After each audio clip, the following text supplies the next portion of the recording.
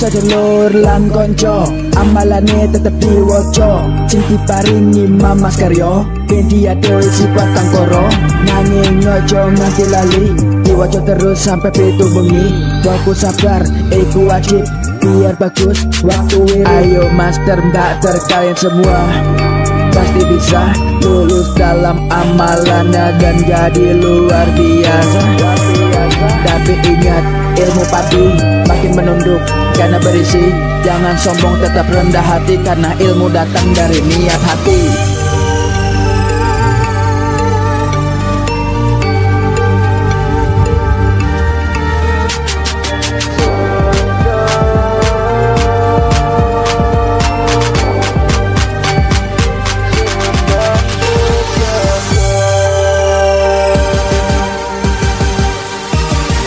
Masih bersama kami di Sendang Sejagat, padepokan hebat tanpa latihan yang berat. Alaman lengkap adi langkat, stabat, stabat, stabat, stabat, strobot. Mari belajar master mbakter, ikut PSS biar pinter. Ilmunya banyak dan bermanfaat, ini ilmu baik bukan ilmu seracun. Bingung mengimarin kutu ya simpen dendam mirin jarawati kutu iso ikhlas sabar lan tawakal. Ilmu bisa mancing gawe bekal, ojo njaluk nanging kutu sabar. Margo ilmu itu koyo kembang mekar kabeh iso mergo ana proses. Warahmatullahi wabarakatuh. Waalaikumsalam warahmatullahi wabarakatuh. Salam hormat saya pada guru besar Mamas Karyo dan Master Mbakter Padepokan Sendang Sejagat sedunia. Alhamdulillah wa syukurillah pada kesempatan ini saya berkumpul di Jolotundo dalam rangka meningkatkan ilmu PSS. Tentunya tidak ada orang yang sukses jika tanpa ilmu. Namun ketika kita punya ilmu, tidak akan berguna jika tidak kita tularkan pada orang lain atau kurang bermanfaat pada orang lain. Oleh karena itu, sobat Master Mbakter, kali ini kita akan meningkatkan ilmu di Jolotundo, Jawa Timur. Mudah-mudahan apa yang kita harapkan nanti bisa mengembangkan perguruan daripada Padepokan Sendang Sejagat pimpinan Guru Besar Mamas Karyo. Kita bersama 10 orang santri dari Padepokan Sendang Sejagat, yaitu diantaranya adalah Master Saleh, Master Adnan, Master Ikam, Master Sahrul, Master Master Wahyu, Master Putu, dan Mas Murtado. Dari teman-teman ini masih banyak sebetulnya yang ingin juga berlatih bersama di sini. Namun karena keterbatasan waktu, karena kesibukannya, mungkin bisa di lain hari akan bergabung. Dan ini mudah-mudahan awal daripada kita untuk bisa membuka wawasan kita, membesarkan dan mengembangkan pada perguruan Padepokan Sendang Sejagat ini. Ya, salam saya Mamas, mohon doanya, mohon restunya, mudah-mudahan Padepokan Sendang Sejagat di Surabaya akan selalu berkembang. Amin. Bersama jenengan, ya. Jadi jangan segan-segan, jenengan selalu ikut turut campur mengembangkan juga di Surabaya. Jadi Mamas, ini pesan saya, Mamas harus selalu hadir di Surabaya demi kekompakan kita, keharmonisan kita, dan persaudaraan kita. Oke, Master Mbakter Padepokan Sendang Sejagat, silahkan ikuti diskusi kita, bahkan latihan kita, mungkin bermanfaat bagi jenengan semuanya. Ya, karena ilmu ini sedikit-sedikit memang harus kita ambil sedikit-sedikit, tidak bisa secara instan langsung. Ya, silakan ikuti terus diskusi kita, latihan kita. Kalau kemarin Master Han itu memposting, nanti kita akan dicabuti satu-satu, kemudian PSS itu hanya 2 orang kan itu, sampai saya mengkantor bahwa enggak, ya,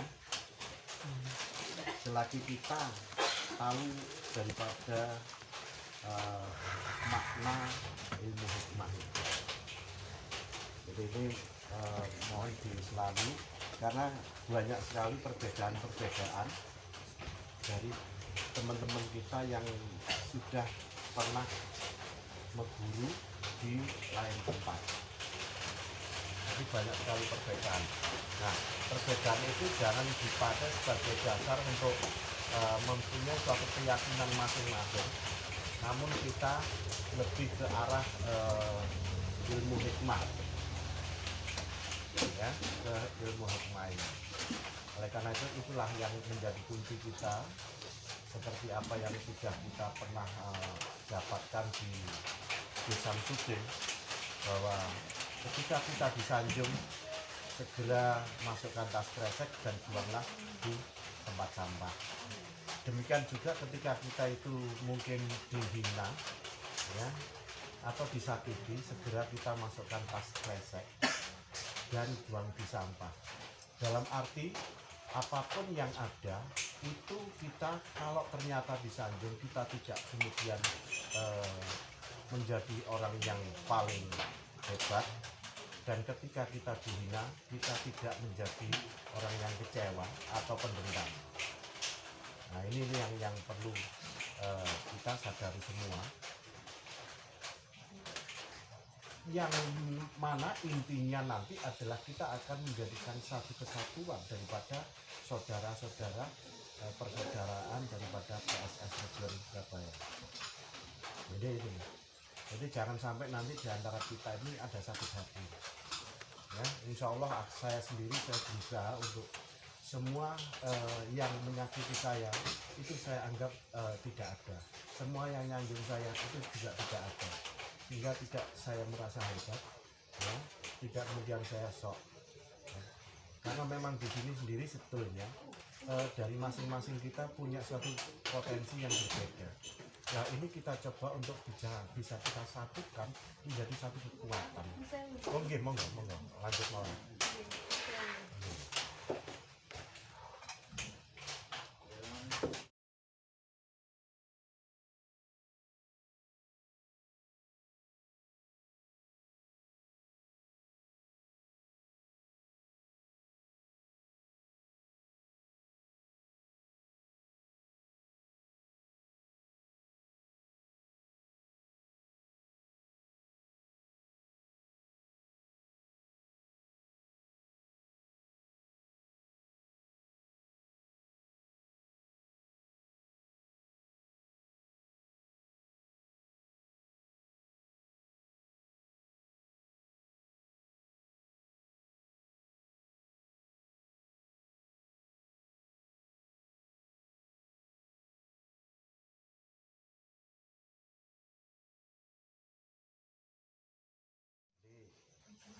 Nah,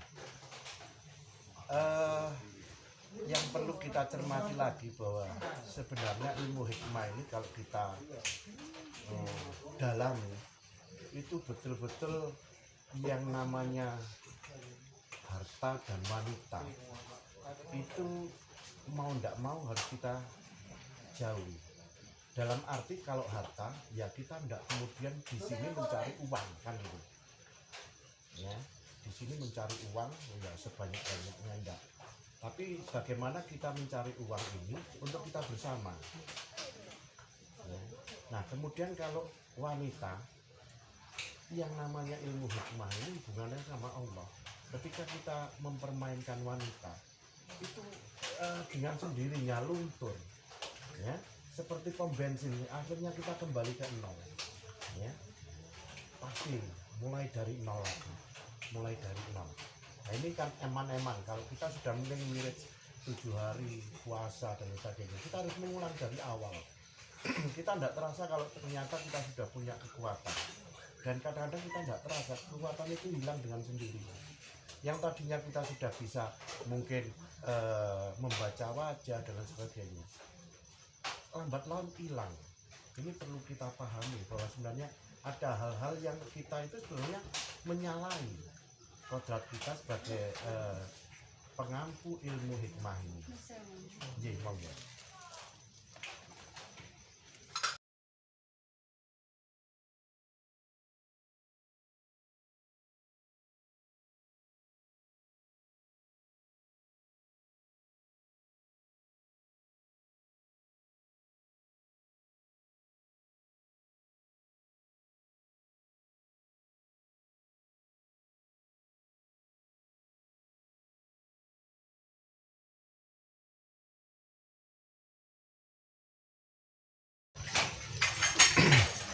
ya. Jadi ini rawan sekali.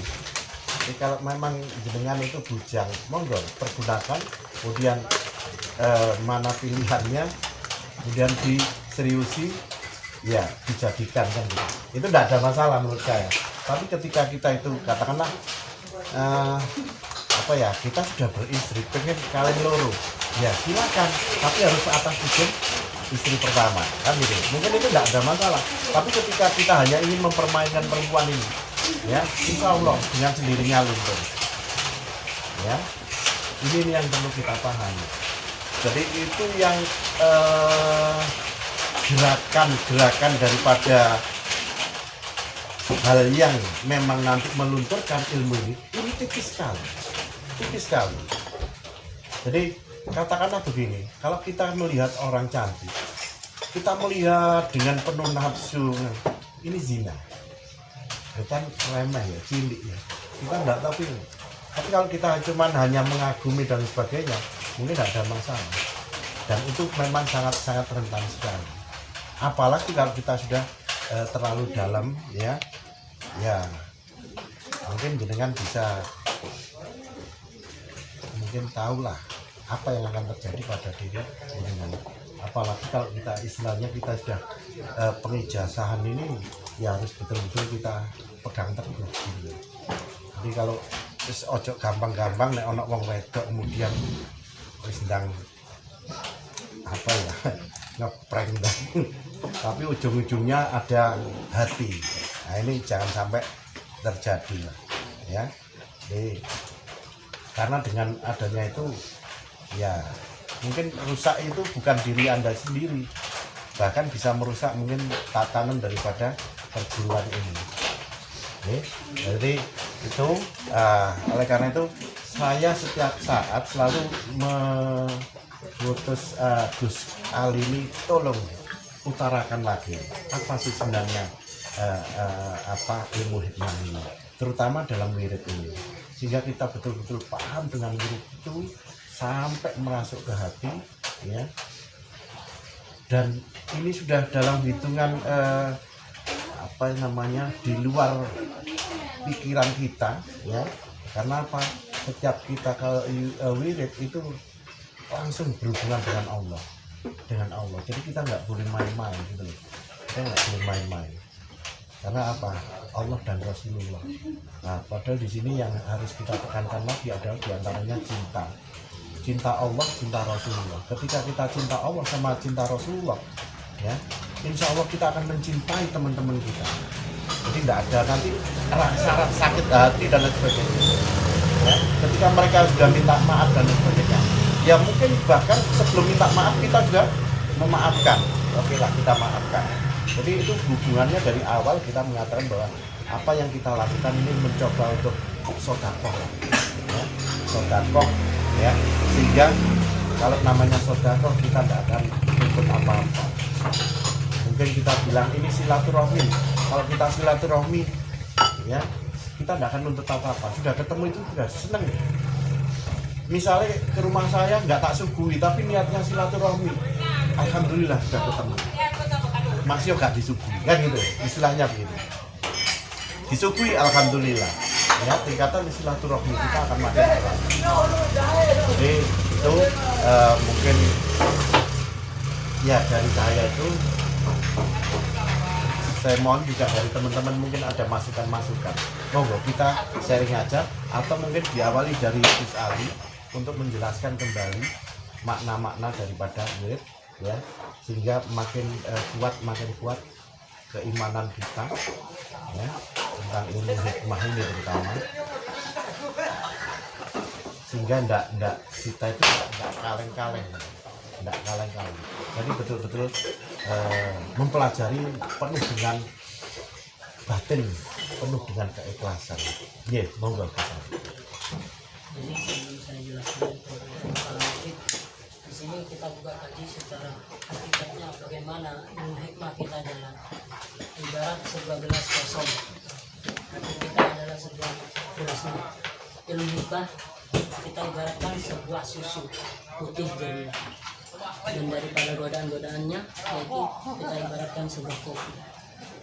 yang seperti Pak Budi jelaskan tadi, bahwa kita mendalami ilmu hikmah memang tidak akan berjalan lurus, tapi bagaimana cara kita untuk tetap berjalan lurus.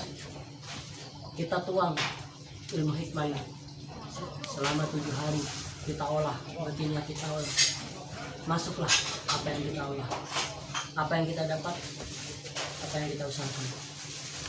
Namun jika kita terpleset dengan godaan yang 3 tadi, harta, tahta, dan wanita, maka akan menjadi nol semula, bahkan bisa menjadi suram.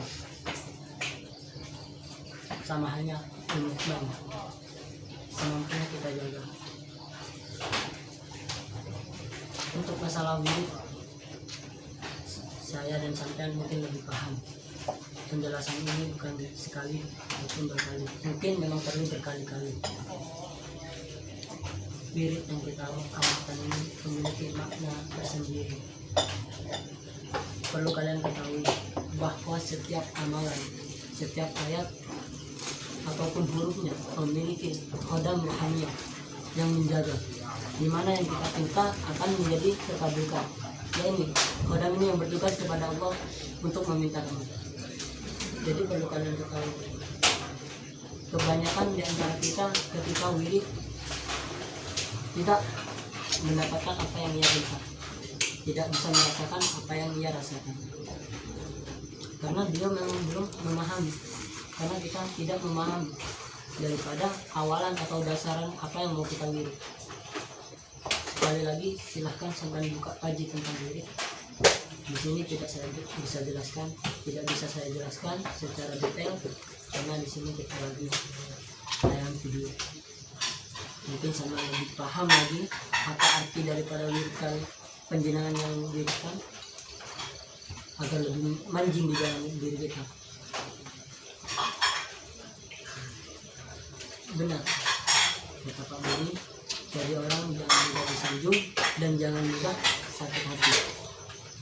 Itu kunci daripada sampai menjadi spiritual. Kalau masih mendengarkan suatu omongan yang menyanjung diri anda melambung menjadi tinggi, belum bisa dikatakan tentang spiritual sejati. Ketika mendengar celaan di hati kita terasa sakit, maka kita belum menjadi spiritual sejati. Spiritual sejati adalah seorang yang mampu menjadikan jati dirinya sendiri tanpa memandang rendah seorang lain dan tanpa memandang tinggi seorang lain. Kita memiliki potensi masing-masing. Dalam wadah ini kita satukan dengan niat dan sikap kita masing-masing. Dan bagaimana jalan untuk padukan kita ini, itu semua ada di diri kita masing-masing. Mungkin hanya itu yang bisa saya sampaikan. Selebihnya hendak kita kaji bersama apa yang sudah Pak Budi sampaikan, apa yang saya sedikit sampaikan, dan mungkin ada tambahan dari panjenengan semua, monggo silakan. Sambil minum kayaknya